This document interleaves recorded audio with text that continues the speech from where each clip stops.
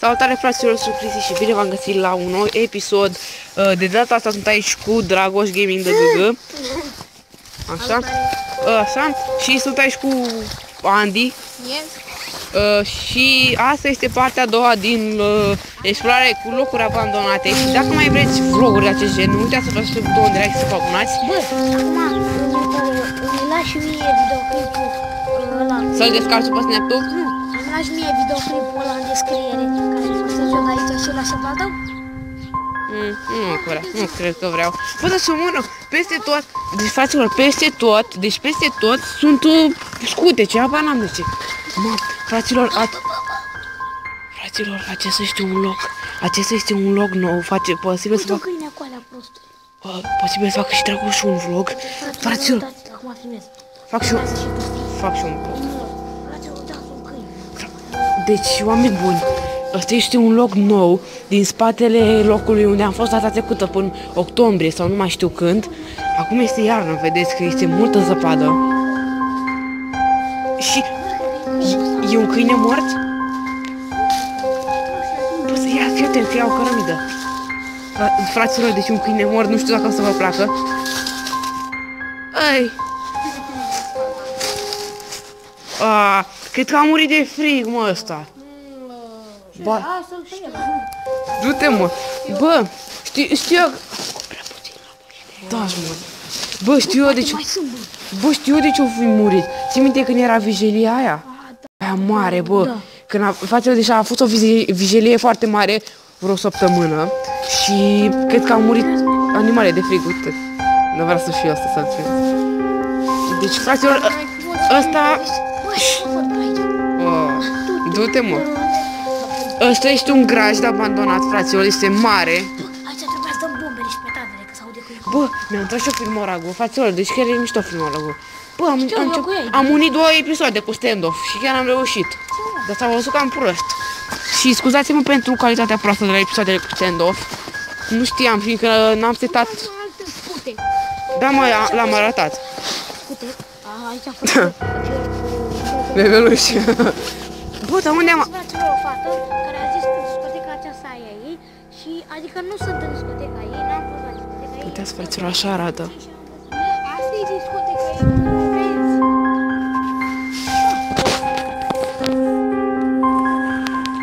E o casă, fraților.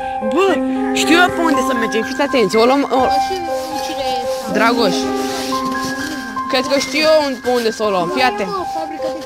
Dragoșe, bă, cred că știu eu pe unde să o luăm. Deci intrăm iară din nou și mergem până în capătul grajdului. Să vedem ce e acolo. Da, mă, ia să vedem ce dracu am ieșit. Nu înțeleg. Aoleu. Sunt multe, sunt crengi aici. La mine dacă strângem vreo 8 sau 7 like-uri.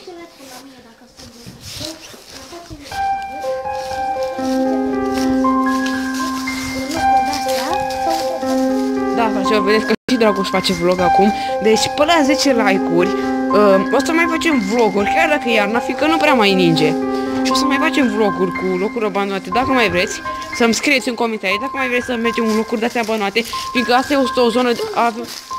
În satul nostru avem o zonă. Deci în satul nostru este o zonă. Asta este zona unde sunt multe locuri, sunt multe locuri abandonate. Vedeți, acolo am fost într-un vlog cu Andy, când am filmat așa în tăcere și... Aia, nu casa aia, oricum, am fost acolo și am fost și în spate. Am fost și în spate acolo, da, mă? Fraților, la episodul în care am fost acolo și s-a închis brusc s-a închis brusc filmarea, îmi pare rău, deoarece a trecut de un sfert de oră și n-am mai putut să reunesc. Asta era problema. Vedeți că și Dragoș face vlog și vorbește acolo? Păi, what the fuck? Mi s-au agățat astea de picior. Bă, ce stăm? Bă, păi zic că am întuneric. Bă, tu vezi ce lumina să vede, ce lumina să vede, mă. Mă, ia uite la mine. Bă, pe calitatea mai bună, dracu. E, posibil, nu știu. Uite că da. Ce dracu? Bă, ia uite. Dar la tabletă o de 10 ori mai bună. Ia, ce asta, mă, polei? Am uitat dracu aici. Am uitat un câine aici. Bă, știi că în timpul... Știi că în timpul filmării pot să fac și poze? Ia, bă, cum să vede, știu, mă. Uite, pot să fac și poze de... Vede chiar belea. Tocmai am făcut o poză. Aici filmez eu, frate. Filmează cu telefonul lui. Bă, cel mai bine e să îl filmăm pe Andy. Bă, știi că... Așa vreau puțin, da? Știi că peste un sfert de oră nu pot să filmez mai mult la vloguri, nu? Așa, fraților, am ieșit afară, am filmat deja vreo 5 minute jumate, dar mai avem timp, vreo 11 minute mai avem timp. Bă, hai să-l filmăm pe Andy, că noi filmăm și mai deși filmăm pe aici. Asta este, nu este discotecă, fraților. Asta este o clădire distrusă sau... Asta e spatele unei discoteci. Ha? Uite, după asta nu e de discotecă, acolo a fost o școală unde am învățat tata. Păi parcă ai zis mai de mult că în altă clădire unde am făcut eu vlog, ai zis că am învățat taică-tu. Nu mă, acolo, încolo, nu încolo. În partea aia altă, unde zici tu acum. De aici, fraților, a făcut Dragoș un vlog. Acum facem și noi. Bă, eu intru și în interior să vadă și abonații cum e pe aici. Deci fraților, ia uite. Bă, așteptați un pic, mă, bă, așteptați-mă un pic. Deci, fraților, nu cobor, fiindcă mă grăbesc, că vreau să mergem mai mult în alte locuri. Uitați, fraților. Deci, fraților, uitați, este foarte adânc pe aici, e foarte înalt. E o înălțime mare, uitați unde sunt eu și cât de jos e. E mai jos decât în filmare. Îmi cer scuze dacă nu o să se vadă bine. Deci, bă, deci fraților, nu înțeleg, mă încurc într-una. Deci mă blochez într-una, buruiend astea, nu înțeleg de ce. O să mergem și la sala de la teren. Da, bă, da, chiar, fraților, o să fac, oameni buni. O să facem și... Da, fraților, e un bătrân aici și are un câine. Bine, mă, tăceți un pic să vorbesc. Deci, fraților, acolo e un om și are un câine și dacă latră o să... Probabil că omul ăla doarme sau nu știu ce. Da. Da, fraților, deci o să unesc aceste două vloguri. O să le editez și, fiindcă am învățat să le editez pe telefon. De la Dragoș? Nu de la el, am aplicația am văzut-o la Orange Blue. Da, fraților, o să presc videoclipul și o să continuăm până ajungem la sală. Gata, fraților, aceasta este partea a treia. Acum am ajuns la sală, am fugit de stână. Încolo este o stână mare, unde sunt zeci de câini și am fugit, am băgat un nitro, mă doare rău într-o parte. Deci de-abia că pot să vorbesc, fraților. Uitați că Dragoș a continuat vlogul. Băi, am început să filmez. Uitați, fraților, îmi cer scuze pentru atunci în septembrie când am început acele 3 episoade cu sala, deoarece au fost de căcat și nu au fost bune. De nimic. Mamă, uite, bă, ăștia au aruncat băncile în fară. Bă, pedele. Bă, unde-i lanterna? Bă, au închis ușile. Fraților, haideți să intrăm, bă, intrăm pe fund... Bă, mâncatar. Bă, deci pe... O să pun pe fundal o melodie, bă. Și eu, de-aia scrie. Da, bă, am una de la X-Lader. Hai, vezi, bă. Care-i?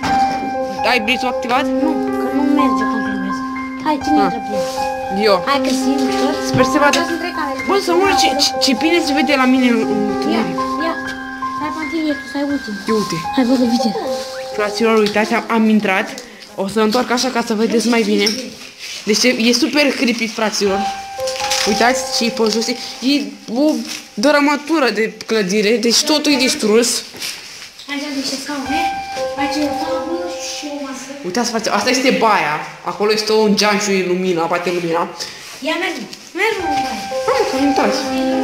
Fraților, asta e o targă, dar e foarte ruptă și veche, nu contează. Mamă. Bă, aici chiar nu se vede. La mine se vede. Uite, mă, fraților, deci face ani de lumină. Seamănă cu un penis. Dă-te, mă, de dracu. Fraților, ăsta înjură într-una videoclipuri. E un fraier. Prost. Că-i prost și înjură. Fraților, deci acesta o să fie un episod ca lumea, o să intrăm în toate camerele, nu ca data trecută să ascultăm muzică, îl dorea în cur. Fraților, se vede foarte bine la lumină, puteți vedea, la întuneric, dar Luminează-mă, Andy. Deci, Andy o să facă lumină. Aici, la bănci acolo, așa. Mama, aici. Gata, baie, se vede perfect aici. Asta este a doua baie, fraților, uitați. Mai buni. O să-i geamul.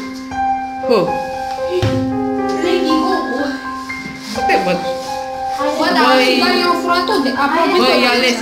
Băi, Alexis Texas. Alexis Texas. Ăsta, Andy. Bă, fraților. Oameni buni, deci Andy este un fel de Alexis Texas contemporan.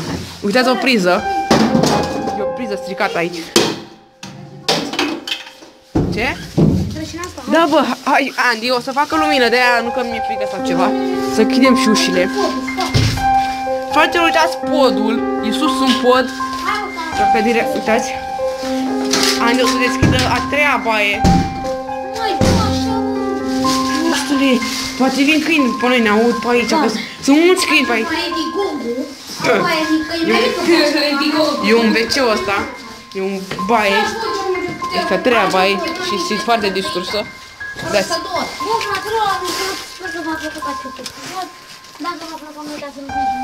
Da, fraților, bă, eu mă duc și până lateral, fraților. Uitați, fraților, sunt băncile aruncate. Băi, uite. Căruci. Tu? Să mor tu. Uitați, fraților. Pe laterală. Stați, fraților, stați numai puțin să vă arăt cum arată pe laterală. Unde este intrarea spre pod. Uitați, fraților, aici scrie muie din câte vedeți. Și acolo este o intrare în pod, o gaură. Și cam asta a fost ala. Da, fraților, și cam asta a fost și cu acest episod în care v-am arătat cum a fost în sală. Dacă mai aveți episoade de acest gen, nu uitați să apăsați pe butonul de like și să vă abonați. Eu am fost Cristi și ne vedem data viitoare. Pa, pa!